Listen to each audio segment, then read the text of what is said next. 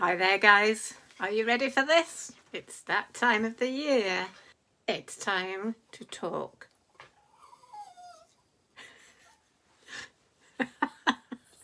Talking about spoiling the moment. Hello? It's time to talk about story. It's time to talk about stories that will make your hair stand on end, give you goosebumps, and keep you awake at night. Yes, folks, it's the annual Halloween book list, and I will be repeating 2 or 3 books from last year's Halloween video. But I thought, to make sure I'm not doing exactly the same list as last year, instead of full-length novels, I've added a few short stories and 1 poem. And I sat down and I tried to think of stories I'd read in the past I don't necessarily have in my bookshelf, but really scared me. And I thought of a few, and they were short stories, so I'm mentioning them here, though I don't actually have physical copies. So let's get on with this scary list. I'm going to start with the poem because, as usual, I'm starting with the earliest published to the latest. The poem was published in 1845 and it's by Edgar Allan Poe, and of course it's The Raven. And the illustration here is, interestingly, by John Tenniel, who famously illustrated the Alice in Wonderland books, just out of interest there. The Raven, if you've never read it, is it's a long narrative poem about a man who is grieving his lost love, Lenore, who has died. And while he is sitting reading in his chamber, there's a tapping at the window, and when he opens it, there is a raven who comes into his room. When he kind of half-jokingly asks the raven to tell him his name, the raven answers, "Nevermore." So he's intrigued by the fact that the raven can speak and keeps asking him questions, to which the raven every time answers, "Nevermore." And he starts to ask the bird questions about whether he should forget Lenore, whether he will be united with her in heaven, to which the bird answers, "Nevermore."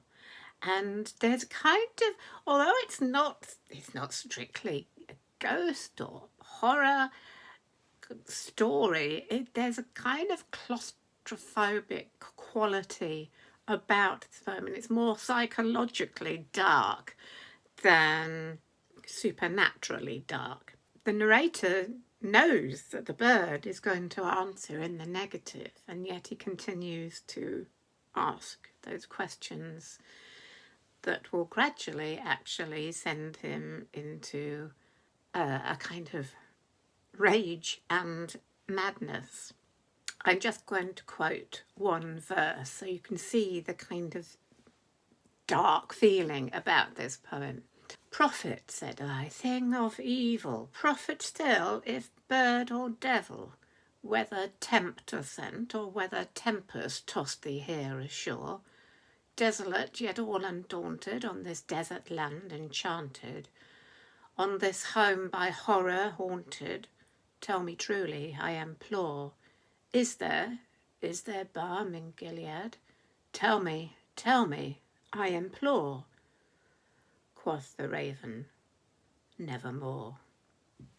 And it's the ending of each verse, from about the 5th or 6th verse in, the ending of each verse is "Quoth the raven, nevermore," and it's got a kind of tolling bell-like quality to it, which is kind of desolate and bleak.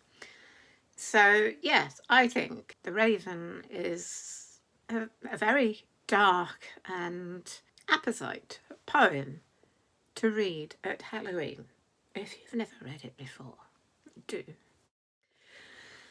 My next choice was published in 1886 and it's a short story or novella, and it's The Strange Case of Dr. Jekyll and Mr Hyde by Robert Louis Stevenson. And this is in fact a compilation of various short stories of Robert Louis Stevenson. I will mention one other one of his in this too. But Jackal and Hyde is a fairly well-known story. It begins with somebody telling the story of witnessing a terrible deed done by a man called Edward Hyde. We see these terrible things that Hyde is doing, but it is thought at first that the character of Hyde is blackmailing the very pleasant and apparently upstanding character of Dr. Jekyll. And it's not until later in the story that we discover that it is through a potion that Dr. Jekyll has invented that he himself is actually turning into this horrible monster, Hyde, and is doing all these horrible deeds. Again, it's kind of almost like a journey into madness. He believes he can control this, and he tries to do so, but actually Hyde begins to take over. So, and it goes on like that. It's a fairly bleak ending, but you know, it's a really classic story. So if you want to have a look at that, it's kind of deeply, darkly psychological, but also quite horrific. There is another story in this book that I was going to say enjoyed, but not sure if enjoyment is quite the right word. I actually read it last Christmas because it's set on Christmas Day, but it's kind of worth a mention. It's called Markheim, and it's very dark again. It's about a man who goes into a shop on Christmas Day. Of course, in those days, shops were all open on Christmas Day. Murders the shopkeeper to go and rob him, and he goes into his house above the shop, and things start to happen. Something very supernatural happens, which again sort of delves into the psychology of a murder. It's a really good little story. Not one that's well known at all, but I thought it was a really good little story. So there you go. Have a look at Robert Louis Stevenson's stories. They're pretty interesting. I cannot do any Halloween video about books without mentioning this book. It's the original vampire story, published in 1897, the very dark, gothic tale of Dracula by Bram Stoker. Of course, I talked about this last year, and I've talked about it previously. Funnily enough, recently I started listening to the audiobook, so I've got that fresh in my mind, and I just want to talk about how incredibly well written it is. I really do love this book. It's written in a way that people don't write anymore. The development of the story is incredibly slow. You get that long, and it's all told. It's an epistolary novel. It's written in journals and letters. And the first long section of the book is Jonathan Harker's journal.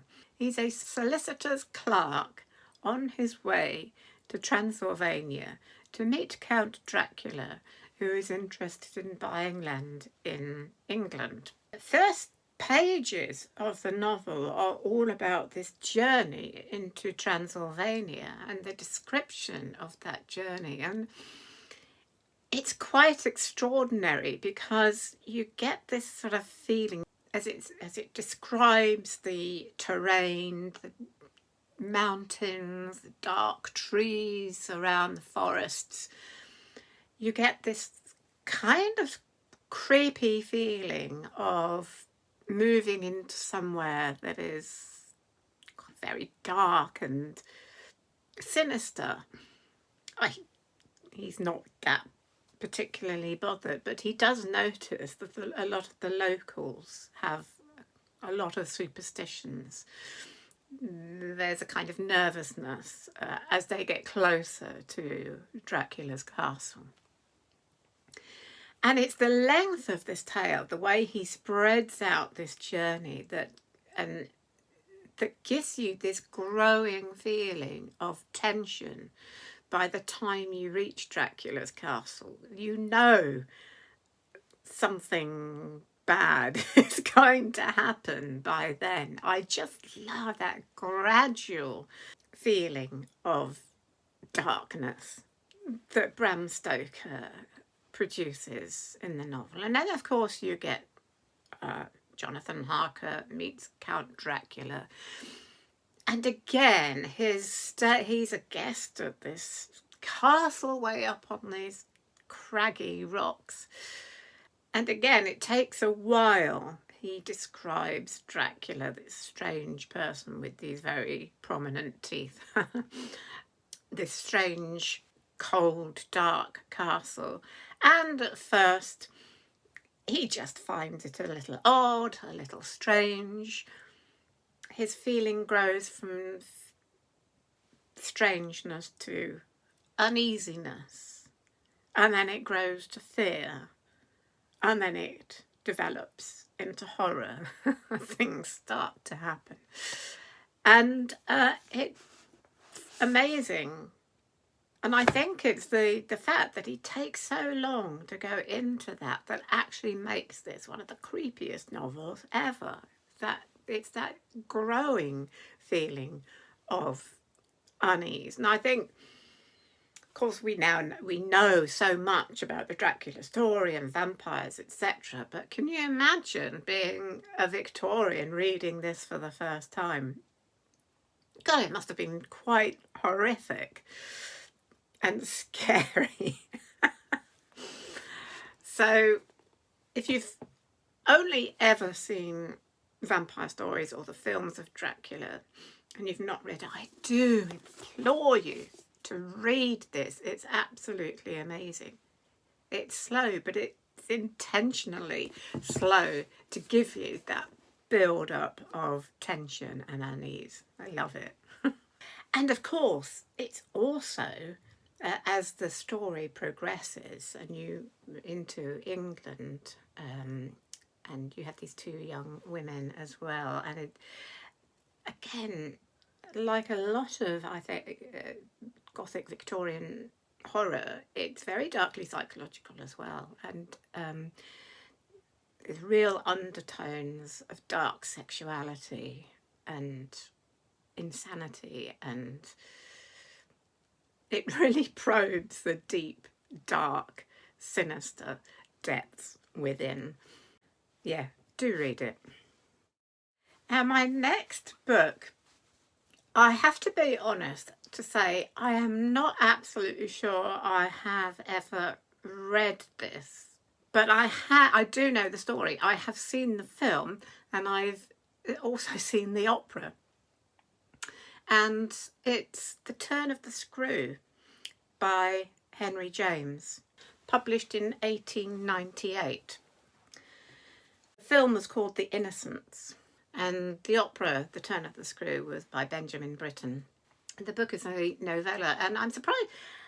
I may have read it a long time ago. I really can't remember. I actually do really like Henry James, so I'm quite surprised that I haven't read it. But it's a very chilling story. I first saw the opera back in sort of late 70s, early 80s, and the music was particularly chilling. The Turn of the Screw is a story about a governess who goes to look after two children who are the niece and nephew of a widower in his country house in Essex. There is something a little strange about these children. Miles, the boy, is being expelled from school. We're not absolutely sure why. And the governess starts to see these strange figures in the grounds, who it is believed they may be the ghosts of the previous governess. And an employee who was called Peter Quint. And it seems it's the growing unease again is as she realizes that these children are kind of being corrupted by these two ghosts. It's again, as I said before, with much Victorian Gothic fiction, it's very darkly psychological as well as being a ghost story. It's very, very chilling. And again, it has quite a bleak ending, as with much horror fiction. The story was first published in instalments in Collier's Weekly magazine, with illustrations by Eric Pape, and I'm going to bring one of those illustrations up here now, which, as you can see, is very dark and gothic. So there you go, another one for you. Turn of the Screw, the novella. Do look it up. Very chilling. The next story I have for you is one I read many years ago. It's a short story. And when I read it, it gave me chills at the back of my neck. It's called The Meto Tint, and it's by M.R. James. It's about an art collector who is sent this Meto Tint picture of a house. He doesn't think it's a particularly good picture, but he puts it to one side. And after a period of time, somebody notices a figure in this picture, which he hadn't noticed before. And then something else happens. Let me just read an excerpt from you, just to give you an example of this story. The picture lay face upwards on the table where the last man who looked at it had put it, and it caught his eye as he turned the lamp down.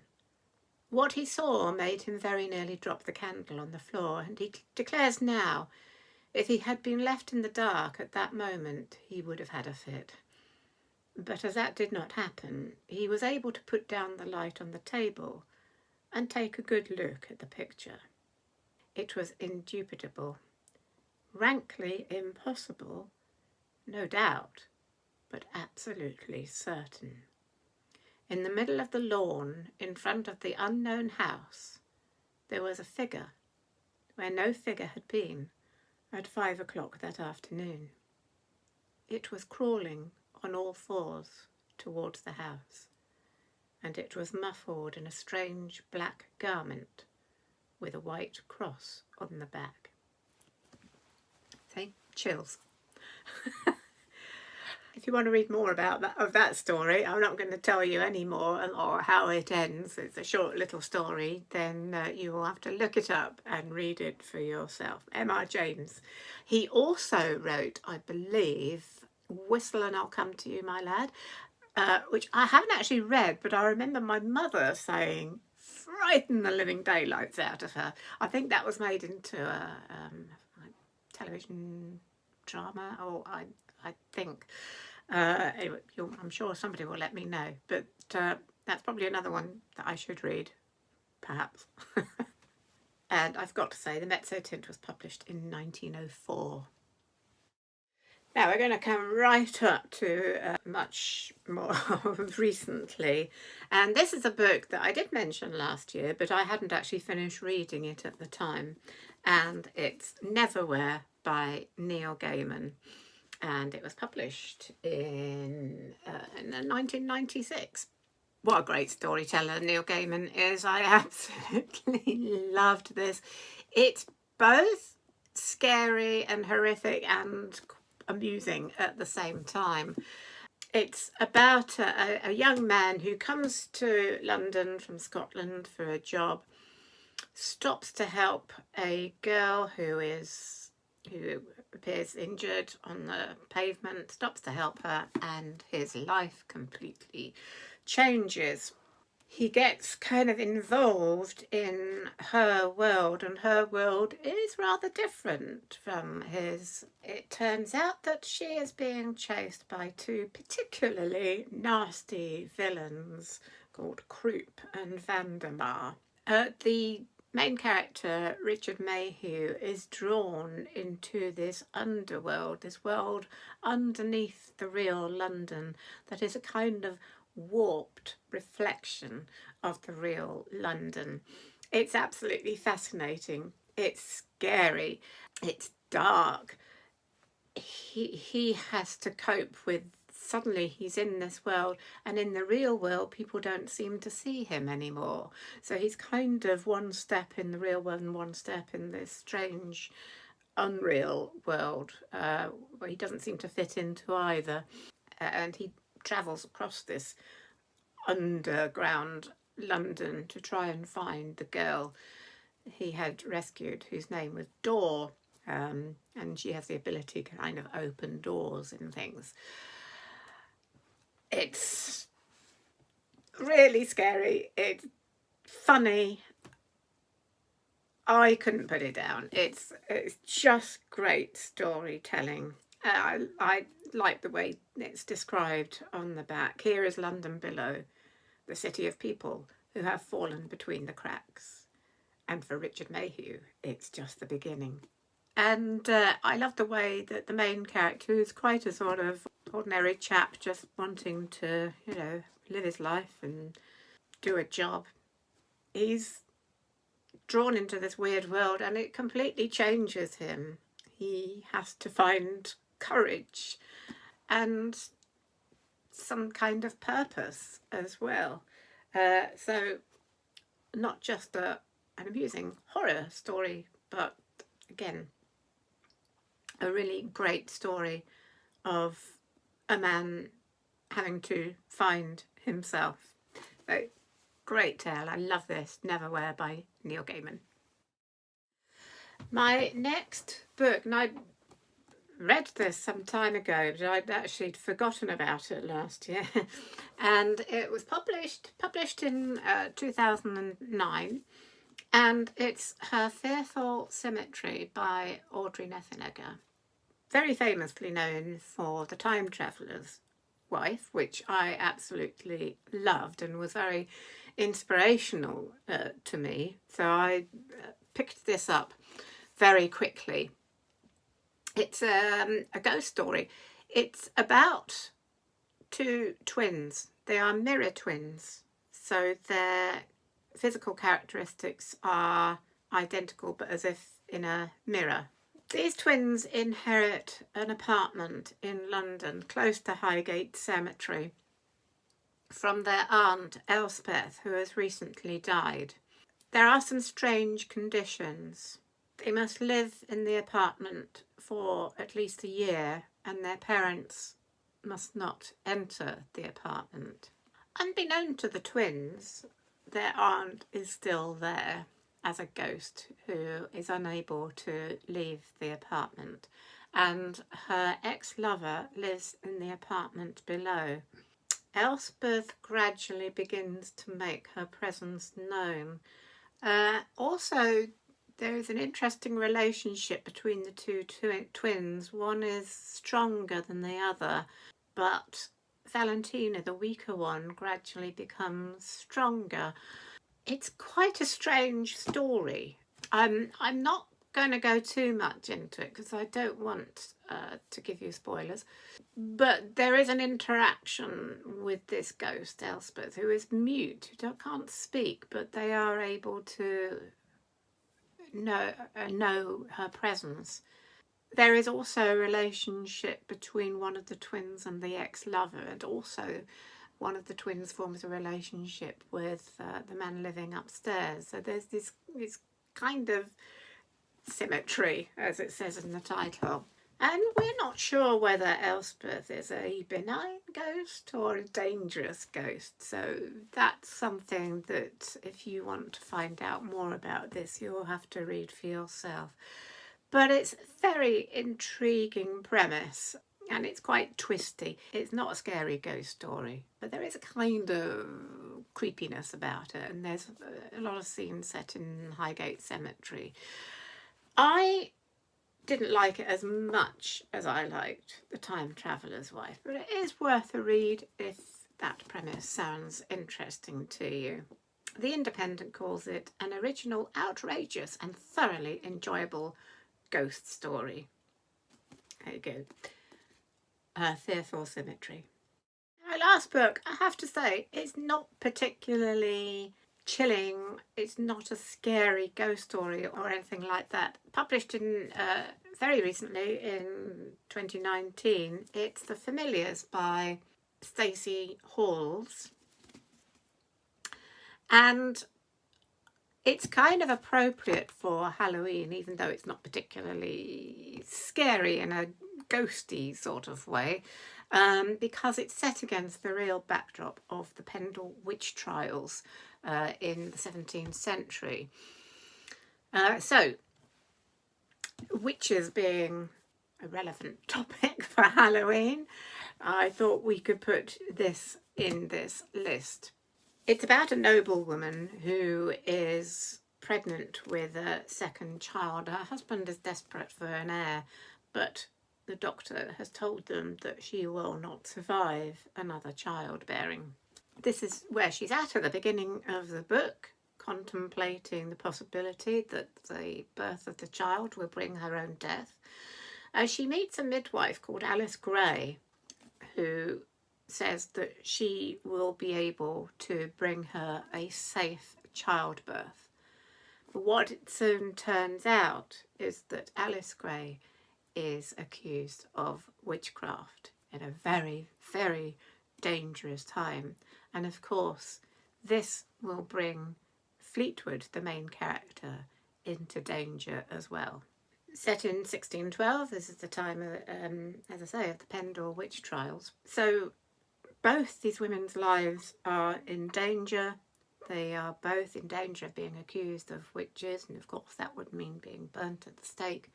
And this is actually based on a true story. Alice Gray was a real woman, and as was Fleetwood Shuttleworth, the main character. The book is very much about how witch hunting of that period was kind of very much really about women hunting.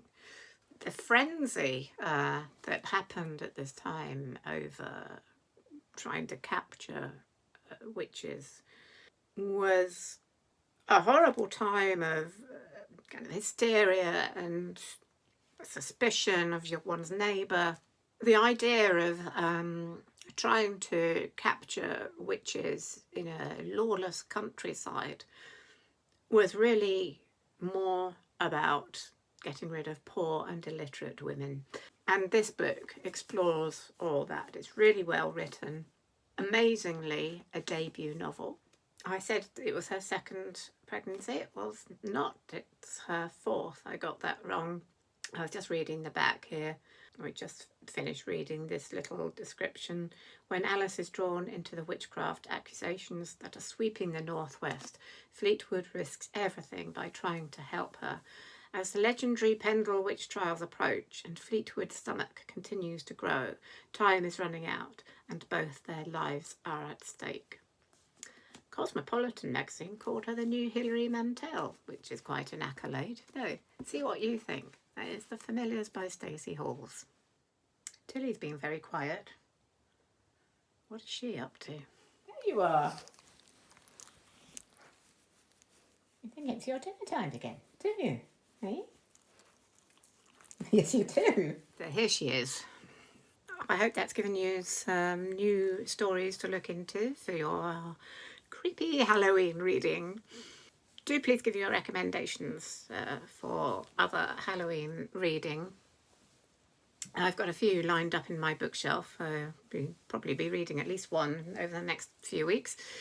And don't forget to subscribe if you haven't already for more book lists and book recommendations and book reviews. I shall be back next week with another book review. By the way, if you've ever wondered why we love reading horror stories. I did a little piece on this last year, and that should be just coming up right now over here. So, from Tilly and me, happy spooky reading, and I will see you again very soon. With Tilly, of course. Yeah. Bye for now.